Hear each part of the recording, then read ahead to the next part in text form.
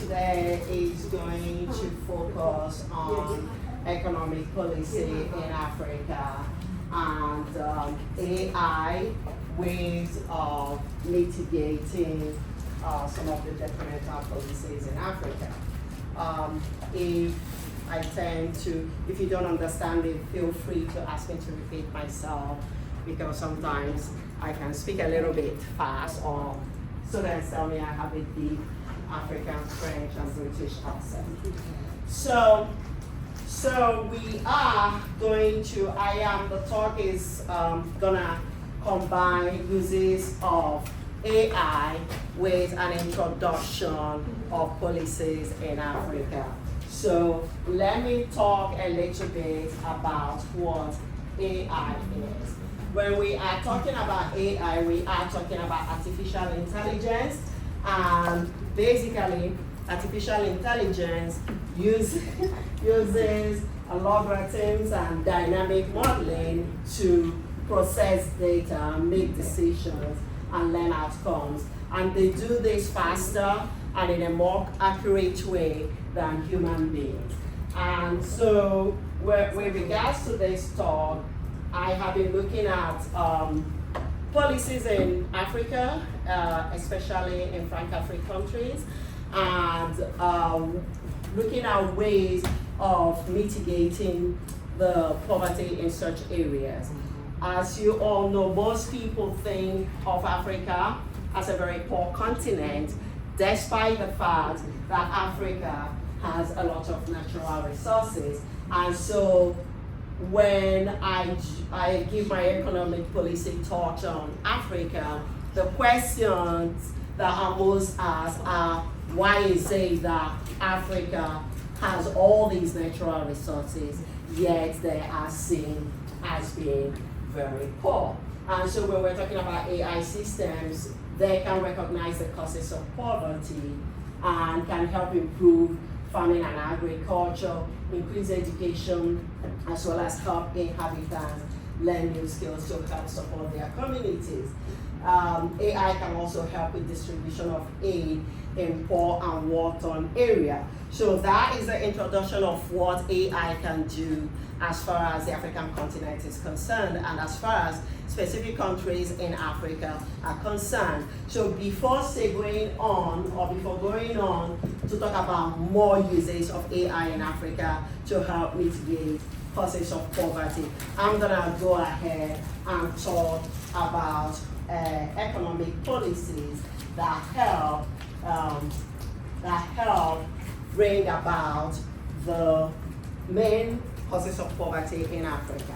So, as I mentioned earlier, Africa has a plethora of natural resources, but it is the least wealthy continent by total wealth, apart from the Oceania. And the continent has the least per capita wealth. Africa has about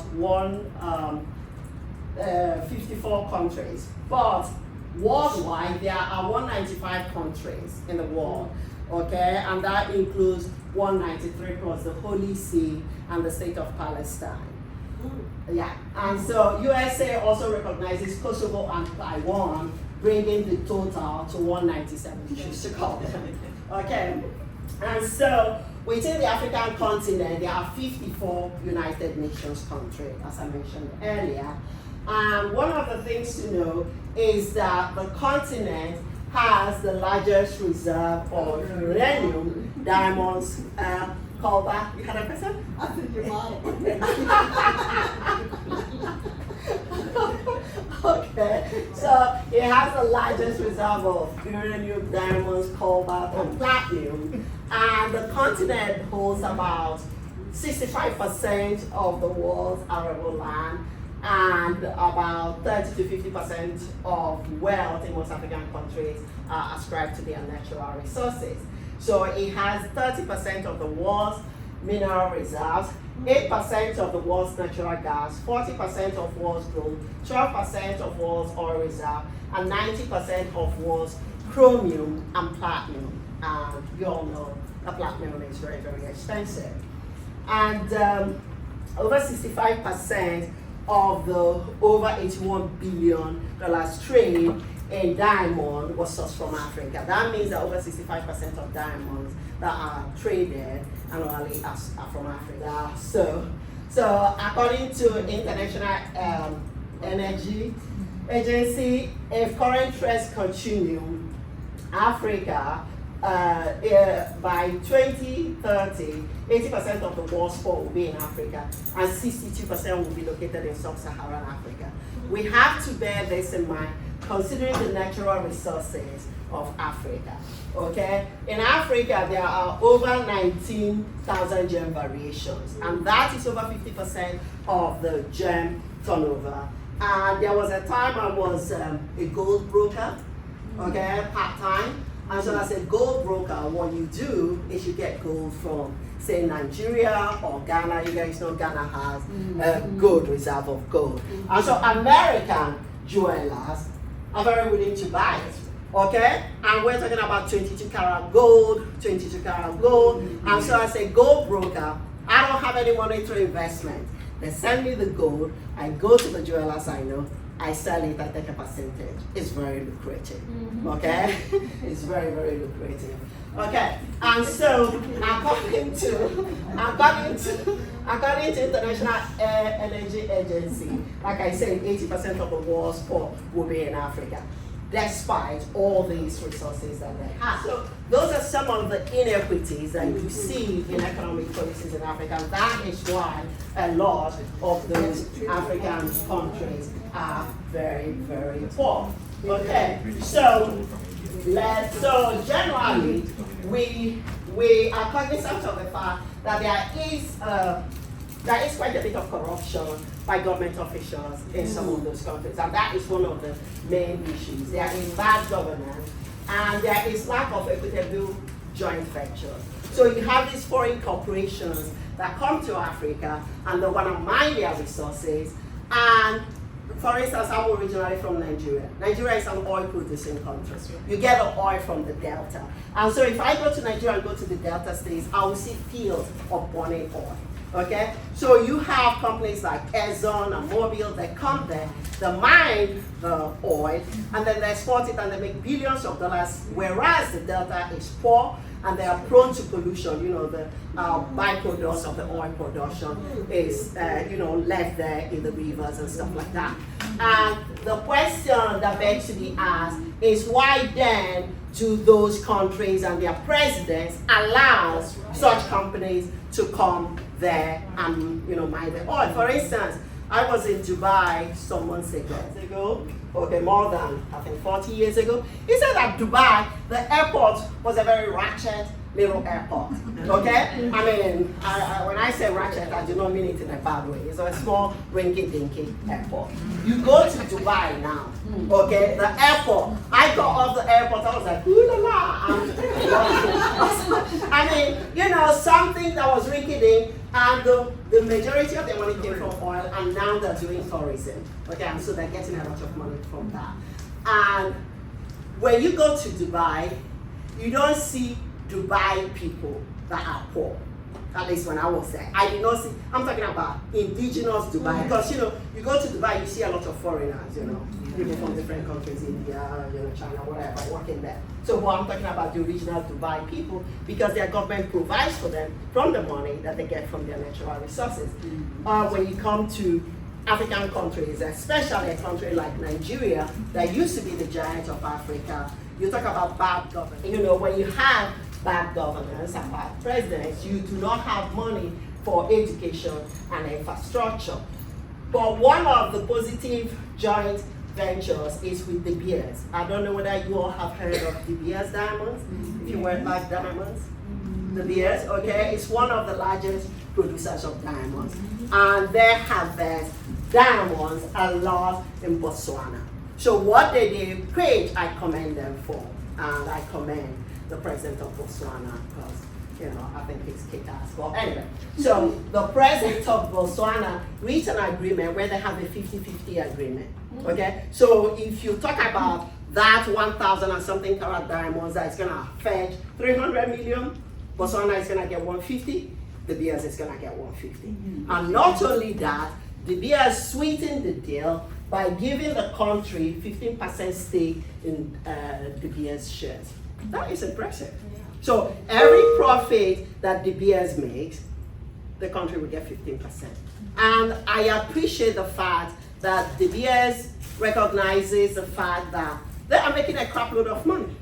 De Beers, you Google De Beers, is one of the top diamond producers in the world. Okay, so they're making a lot of money, and they're sharing it with Botswana. If you go to Botswana now, ooh la la, it's so beautiful. Okay, you'll be like, yeah, we in Africa, it's that beautiful. And that's what happens when you have an equitable sharing of the money that you get from your natural resources. And then you also have meddling by Western countries in political affairs of African countries. They do meddle in those countries because they want to keep their hand on the resources of Africa.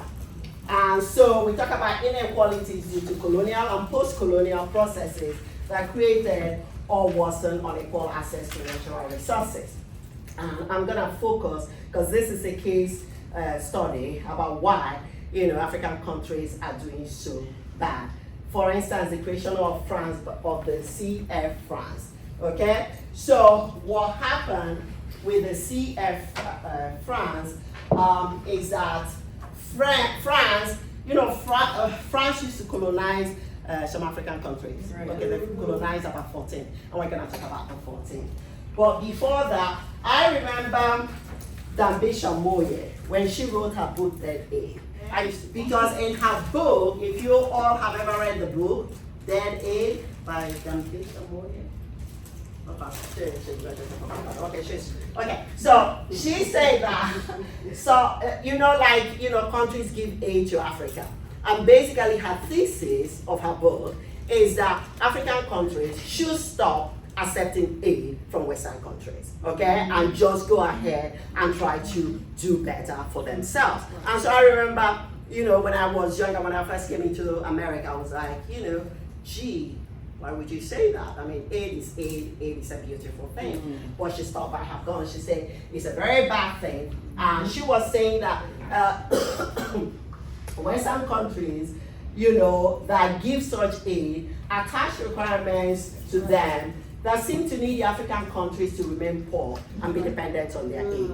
So, for instance, I can tell you something like IMF, International Monetary Fund, which is based, and the funny thing is a lot of those foreign aid are based in America, in Washington, D.C. IMF is based in D.C. And IMF has been giving aid to Nigeria, specifically, okay? And so when they give aid to Nigeria, they ask that Nigeria should impose currency devaluation and subsidy removal and structural adjustment program. So basically they tell you, if we're gonna give you this money, you're gonna devalue your money. Oh, wow. When my dad went to graduate school, University of Penn, 1 naira was the equivalent to $2. So he could live really well because you have 1 naira, it's like you're doubling it, just like if you go to poorer countries. Now, $1 is the equivalent to almost 2,000 naira. Yeah. Wow. Yes. I mean, it's shocking. Okay? And that is because the government will go ahead, and of course that we talked about bad governance and having bad presidents or leaders that would not institute policies that would benefit the general population. And so when IMF gives you a loan, they say that you have to devalue your money. So when you devalue your money, that means that Western countries can import your products very cheap, okay? So supposing you have, like, let's say, you're exporting diamonds or Nigerian tourmalines, okay? And you have devalued your money. So remember, for Nigerians, that money still has about the same value because they're not gonna change your salary and give you triple or whatever the devaluation has cost. So you're still earning the same salary and you're still trying to buy the same food products or what have you at the marketplace. And in other words, the other countries can come there and buy your gemstone, your oil, and all that at the reduced price because your money has been devalued. Are you all with me so far? Okay? And so IMF requires that, and IMF is based in Washington, D.C. And so studies show that countries that receive World Bank, and I'm sure you all know World Bank is also based in Washington, D.C. Countries that receive World Bank or IMF loans tend to fare economically worse than African countries that reject such loans. And so you see now how Dambisha Moye's argument makes sense, even though prima facie you will say, ooh la la, that's a bad argument. So you see how it makes sense. So let's continue. Okay, so let's talk about Franco-afrique countries, and you guys will get a perspective which is mind-boggling. So France colonized countries, Benin, Burkina Faso, Côte d'Ivoire or Ivory Coast, Guinea, Mali, Niger, Senegal, Togo, Cameroon, Central African Republic, Chad, Congo, Equatorial Guinea, and Gabon. And the 15th, independent unions of it. Remember, they were colonized and they earned their independence. But in earning their independence, France say that they are gonna create CFA for the African countries. So understand this. France is a different country.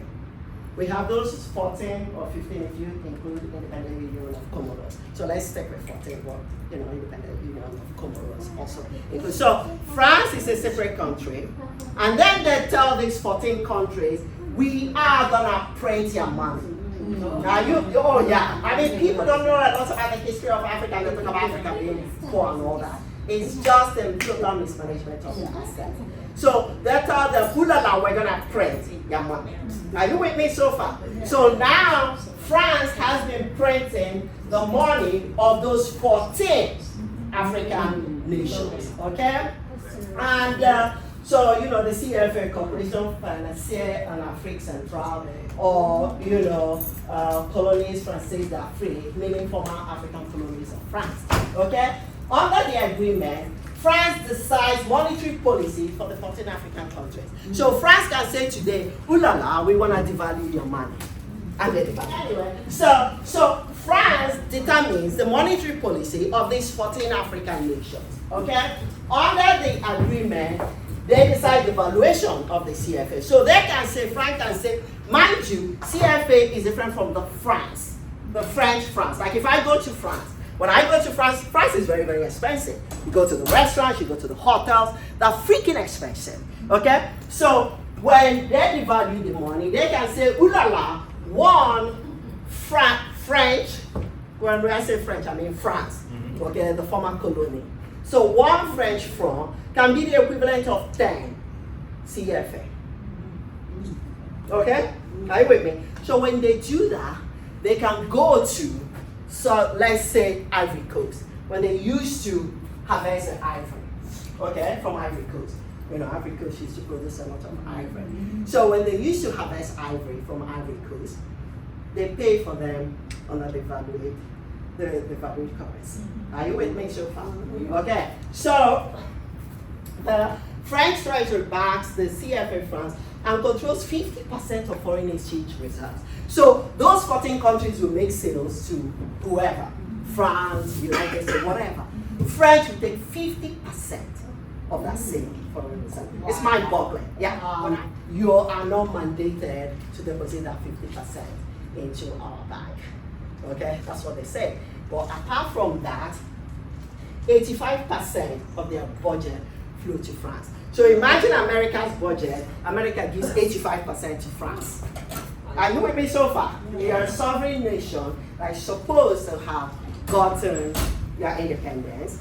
85% of your budget, like America takes 85% and gives it to France. Imagine what that would do to America. So that's what they do to those 14 Franco-afrique countries. So the countries, so they give them less than 20%.